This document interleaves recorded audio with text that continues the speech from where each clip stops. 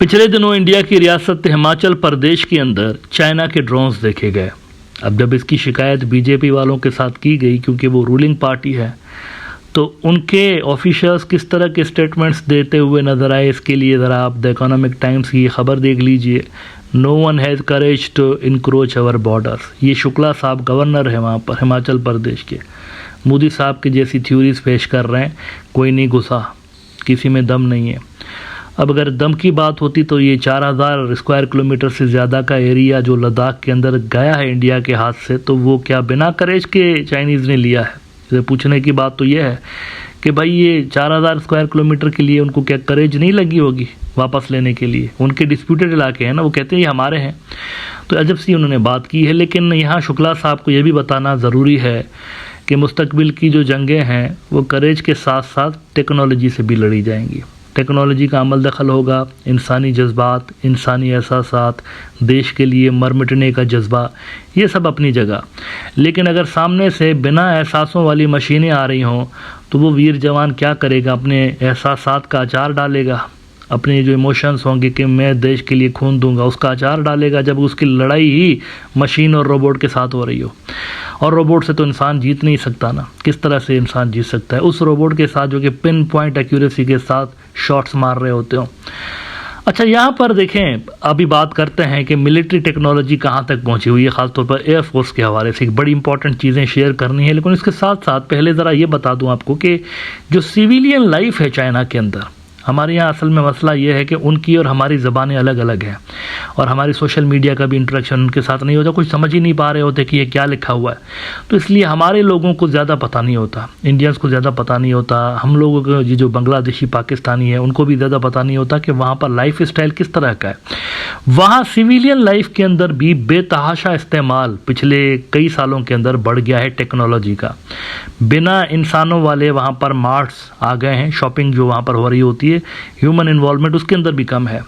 लेकिन एक छोटा सा नमूना आपको दिखाता हूँ कि देखिए ट्रांसपोर्ट के अंदर वहाँ पर किस तरह से टेक्नोलॉजी का इस्तेमाल बढ़ गया है। ये छोटी सी क्लिप देखिए कि किस तरह से बिना ड्राइवर के वहाँ पर गाड़ियाँ फिर रही हैं सड़कों पे, और उनकी और हमारी टेक्नोलॉजीज़ में कितना ज़्यादा फ़र्क है। हमारी तरफ तो बहुत ज़्यादा कोई एडवांस टेक्नोलॉजी हम यूज़ करेंगे तो क्या करेंगे?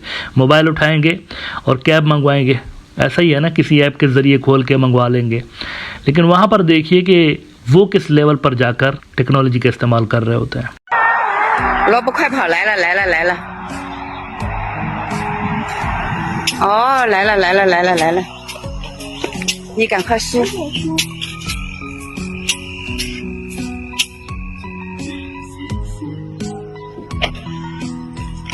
哦，门开了门开了！哦哟，哎呦，好凉快啊！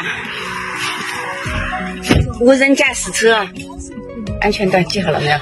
好了。好，开始出发了。哦，好了好了好了好了，无人驾驶。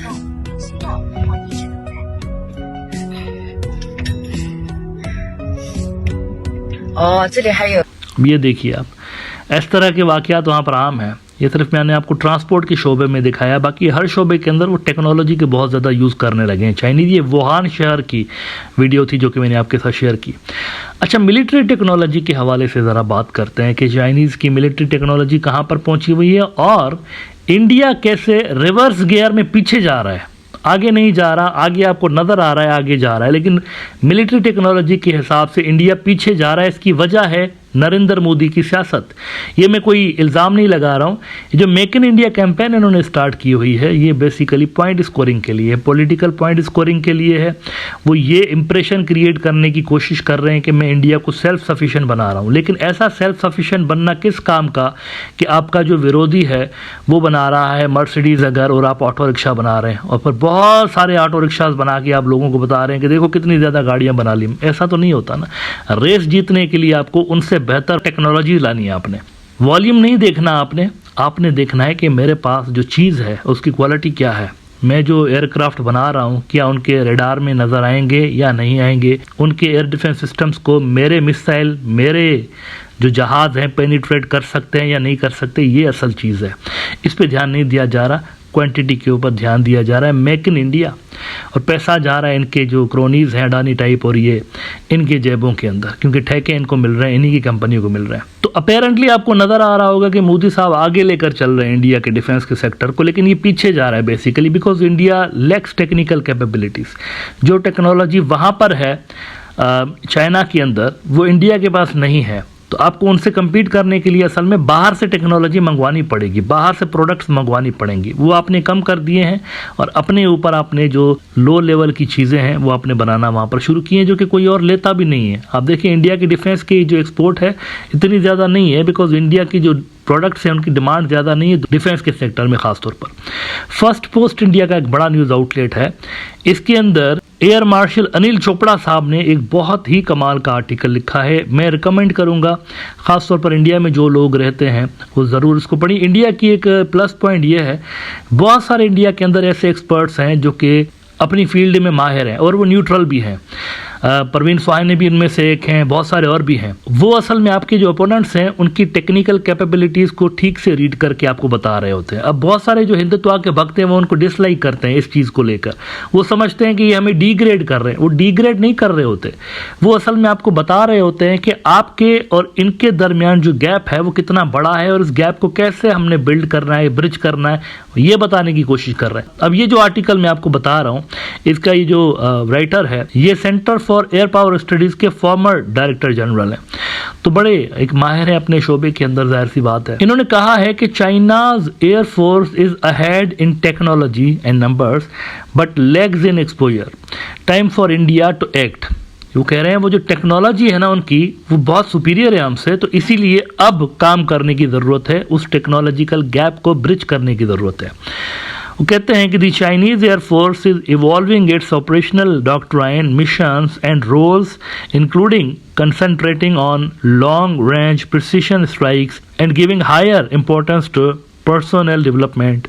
Yet the Indian Air Force has a clear advantage of a much larger number of airfields at much closer distances and at lower altitudes. वो कह रहे हैं हमारे पास ये सारे बेनिफिट्स तो हैं लेकिन टेक्नोलॉजी उधर है, उनकी तरफ है।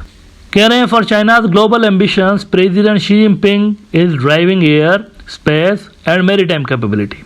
The Chinese Air Force now has service-specific strategies. The PLA Air Force primary missions now are air deterrence, air offensive, air blockade, and maritime and ground force support operations. Air offensive would entail large-scale strikes with the goal of rapidly gaining air superiority, reducing an adversary's capacity for military operations and creating conditions for early victory. अब ये जो उन्होंने कहा ना कि हमारे पास airfields ज़्यादा हैं, ये एक एडवांटेज है इंडिया के पास, बिल्कुल है एडवांटेज, लेकिन उसके जवाब में ये जो कह रहे हैं कि वो अपनी कैपेबिलिटीज़ को बढ़ा रहे हैं, ऑपरेशनल कैपेबिलिटीज़ को, जिसके अंदर वो कह रहे हैं कि air offensiveness would entail large scale strikes with the goal of rapidly gaining air superiority, reducing an adversary's capacity for military operations and creating conditions for early victory. तो ये सारी जो आपकी प्लस पॉइंट्स हैं एयरफील्ड्स वाली, वो तो technology को इस्तेमाल करते हुए उसको चाइनीज ख़त्म कर रहे हैं, उसको फिर आपके एडवांटेज को उनकी टेक्नोलॉजी डिसएडवांटेज में बदल रही है। अब इसीलिए वो कह रहे हैं असल में कि एक्ट नाउ, अपने जो अथॉरिटीज़ हैं उनको बता रहे हैं एयर मार्शल साहब कि भाई अभी एक्ट करिए, हमारे पास ये प्लस पॉइंट्स हैं लेकिन there is a lot more to do, otherwise वो अर्ली विक्ट्री के लिए तैयारी कर रहे हैं चाइनीज। अच्छा, ये लंबे अरसे से लेकर एयर मार्शल साहब कह रहे हैं ये लंबे अरसे से लेकर चाइनीज इस तरह की कोशिशें कर रहे हैं।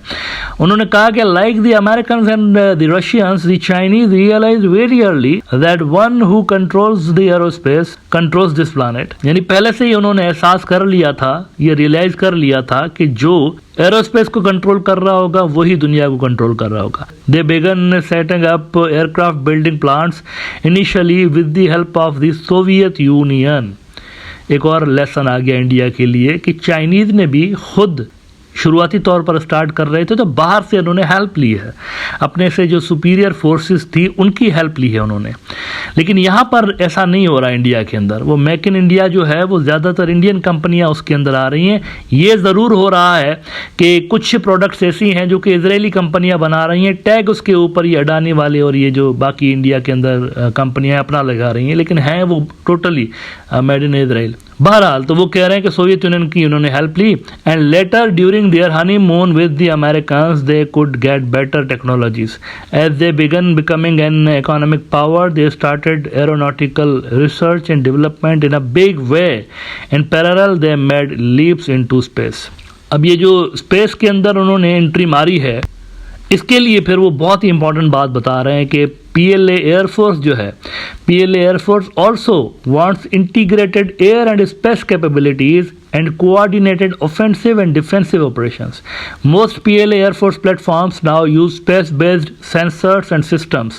The PLA Air Force is training for the hybrid nature of war, including precision and effect-based operations using network-based operational planning.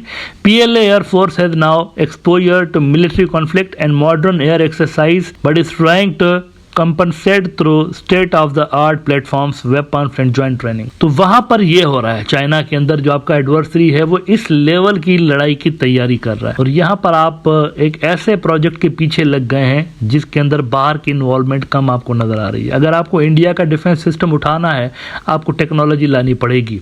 Technology आपके खुद के पास नहीं है, टेक्नोलॉजी आपको डेवलप करने के लिए लंबा अरसा लगेगा, लेकिन उसमें आपको बाहर के प्लेयर्स की जरूरत पड़ेगी। जैसे कि चाइनीज ने अमेरिकन और सोवियत यूनियन की हेल्प ली थी, आपको भी हेल्प लेनी पड़ेगी असल में बाहर के मुल्कों की। अलबत्ता एज ऑफ नाउ अगर आप बात करें तो उनकी और इंडिया की टेक्नोलॉजी के अंदर बहुत बड़ा इस वक्त फर्क मौजूद है और इसी वजह से बैलेंस ऑफ पावर जो है वो हैवीली चाइना की तरफ टिल्टेड है।